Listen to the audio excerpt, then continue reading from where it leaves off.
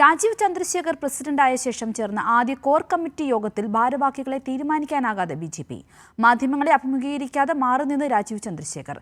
അതിനിടെ ബിജെപി സംസ്ഥാന കാര്യാലയത്തിലെ തമ്മിൽത്തല്ല് നിഷേധിച്ച് നേതാക്കളും രംഗത്ത് വന്നിട്ടുണ്ട്. പരാതിയെക്കുറിച്ച് അറിയില്ലെന്ന് പറഞ്ഞൊഴിഞ്ഞാണ് പി സുധീർ പരാതി ലഭിച്ചിട്ടില്ലെന്ന് വിശദീകരിച്ചിരിക്കുന്നത്. കൈരളി ന്യൂസ് വാർത്ത പുറത്തുവിട്ടത് പരാതിയുടെ പകർപ്പ് സഹിതമായിരുന്നു. കമലേഷ് ഉണ്ട് വിശദാംശങ്ങളുമായി. കമലേഷ്, ഈ ഒരു കോർ കമ്മിറ്റി നടത്തിയതിന് ശേഷം പുറത്തു വന്ന രാജീവ് ചന്ദ്രശേഖർ, സാധാരണ എല്ലാവരും തന്നെ മാധ്യമങ്ങളെ വിശദാംശങ്ങളുമായിട്ട് കാണുന്നതാണ്. എന്നാൽ ഇത്തവണ അങ്ങനെ ഒരു കാര്യം ഉണ്ടായില്ല. മാധ്യമങ്ങളെ പൂർണ്ണമായും അവഗണിച്ചുകൊണ്ടാണ് രാജീവ് ചന്ദ്രശേഖർ മാറി നിന്നത്. എന്താണ് മറ്റു വിശദാംശങ്ങൾ? സിന്ധൂരി, ഈ രാജീവ് ചന്ദ്രശേഖർ ഈ സംസ്ഥാന പ്രസിഡന്റായി ചുമതലയേറ്റതിന് ശേഷമുള്ള ആദ്യ കോർ കമ്മിറ്റി യോഗമാണ് ഇന്ന് നടന്നത്. പലവിധ വിഷയങ്ങൾ ഈ കോർ കമ്മിറ്റി ചേരുന്ന സാഹചര്യത്തിൽ തന്നെ ബി നേരിടുന്നുണ്ട്. അതിലേറ്റവും പ്രധാനപ്പെട്ടത് വി രാജേഷിനെതിരായ ഒരു പോസ്റ്റർ വിവാദമാണ്. അതിനുശേഷം ഈ സംസ്ഥാന പ്രസിഡന്റ് സംസ്ഥാന കാര്യാലയത്തിൽ ഇരിക്കെ തന്നെ നേതാക്കൾ തമ്മിൽ ഒരു കയ്യാങ്കളിയും ഈ ഓഫീസിനകത്ത് ഉണ്ടായിരുന്നു. ഇത് സംബന്ധിച്ച് പരാതി ഉൾപ്പെടെ സംസ്ഥാന നേതൃത്വത്തിന് പോവുകയും ചെയ്തിരുന്നു. ഇക്കാര്യങ്ങളുടെ എല്ലാം പശ്ചാത്തലത്തിലാണ് ഇന്ന് സംസ്ഥാന കോർ കമ്മിറ്റി യോഗം ചേർന്നത്. ഇതിൽ ഈ സംസ്ഥാനത്തെ ജനറൽ സെക്രട്ടറി ഉൾപ്പെടെയുള്ള ഭാരവാഹികളെ അടക്കം തീരുമാനിക്കേണ്ട ഒരു യോഗം കൂടിയായിരുന്നു. പക്ഷേ ഈ വിഷയത്തിൽ ആരെ കൂടെ നിർത്തണം, ആരെ വിശ്വാസത്തിലെടുക്കണം എന്ന കാര്യത്തിൽ രാജീവ് ചന്ദ്രശേഖറിന് ഇപ്പോഴും ഒരു വ്യക്തത വന്നിട്ടില്ല എന്നുള്ളതാണ്.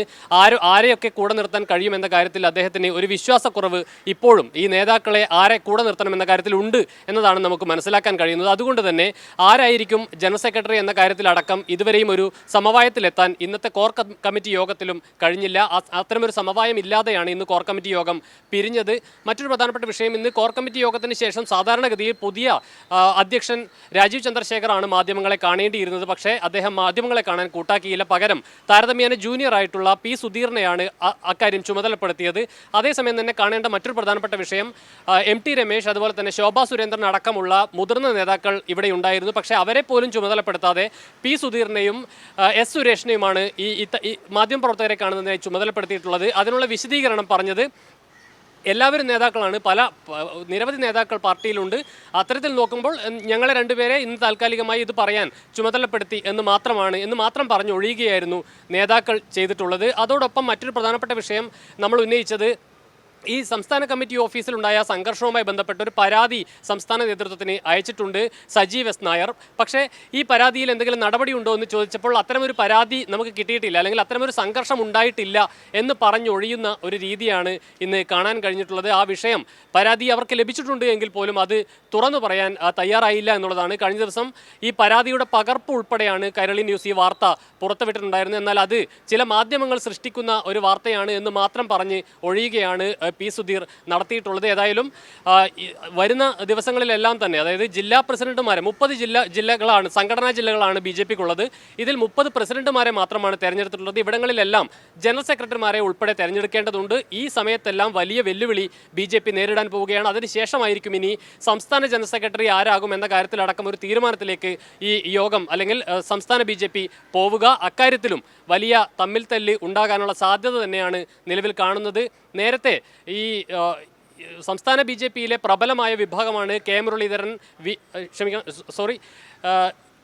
സുരേന്ദ്രൻ, വി മുരളീധരൻ പക്ഷം. പക്ഷേ അവരുടെ കൂടെ ഉണ്ടായിരുന്ന വി രാജേഷ് ഇപ്പോൾ മറുകണ്ഠം ചാടി രാജീവ് ചന്ദ്രശേഖറിൻ്റെ കൂടെ നിൽക്കുന്ന ഒരു സാഹചര്യമാണുള്ളത്. അതുകൊണ്ട് തന്നെ വി രാജേഷ് സംസ്ഥാന ജനറൽ സെക്രട്ടറിയായി വന്നേക്കാനുള്ള സാധ്യത ഒരു ചർച്ചയായി ഉയർന്നു വന്നിട്ടുണ്ട്.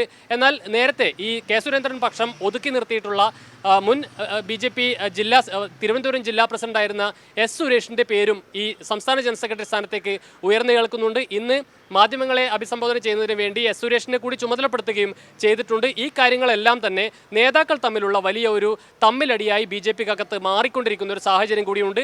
ഇതിൻ്റെ സാഹചര്യത്തിൽ എങ്ങനെ മുന്നോട്ട് നീങ്ങണം എന്ന ഒരു ആശയക്കുഴപ്പത്തിലാണ് നിലവിൽ രാജീവ് ചന്ദ്രശേഖർ ഉൾപ്പെടെയുള്ളത്. സിന്ധൂരി, കമലേഷ്, എമ്പുരാന്റെ സെൻസറിങ്ങുമായി ബന്ധപ്പെട്ട് ബിജെപി പ്രതിനിധികൾക്ക് വീഴ്ച സംഭവിച്ചു എന്ന രീതിയിലുള്ള ഒരു പ്രചരണവും അത്തരത്തിലൊരു വാദവും ബിജെപിക്കുള്ളിൽ തന്നെ നടന്നു വരുന്നുണ്ടല്ലോ. ഈ ഒരു വിഷയം കോർ കമ്മിറ്റിയിൽ ചർച്ചയായിട്ടുണ്ടോ?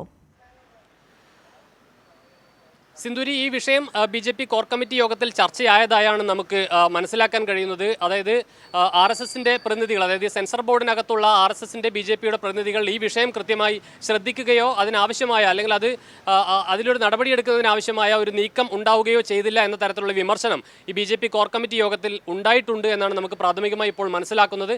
അതിൻ്റെ കൂടുതൽ വിശദാംശങ്ങൾ ലഭ്യമായി വരുന്നതേ ഉള്ളൂ. സിന്ധൂരി. ശരി, വ്യക്തമാണ് കമലേഷ്. രാജീവ് ചന്ദ്രശേഖർ പ്രസിഡന്റായ ശേഷം ചേർന്ന ആദ്യ കോർ കമ്മിറ്റി യോഗത്തിലാണ് മാധ്യമങ്ങളെ അഭിമുഖീകരിക്കാതെ രാജീവ് ചന്ദ്രശേഖർ മാറി നിൽക്കുന്ന ഒരു കാഴ്ച കാണുവാൻ സാധിക്കുന്നത്.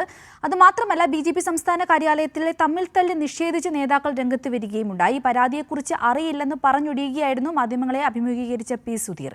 എന്നാൽ കൈരളി ന്യൂസ് വാർത്ത പുറത്തുവിട്ടത് പരാതിയുടെ പകർപ്പ് സഹിതമായിരുന്നു. അതിനെ മാധ്യമങ്ങൾ സൃഷ്ടിച്ചെടുത്തൊരു വാർത്തയായിട്ട് മാത്രമാണ് BJP കോർ കമ്മിറ്റി പ്രതിനിധികൾ ഈ ഒരു വിഷയത്തെ കൈകാര്യം ചെയ്തത്.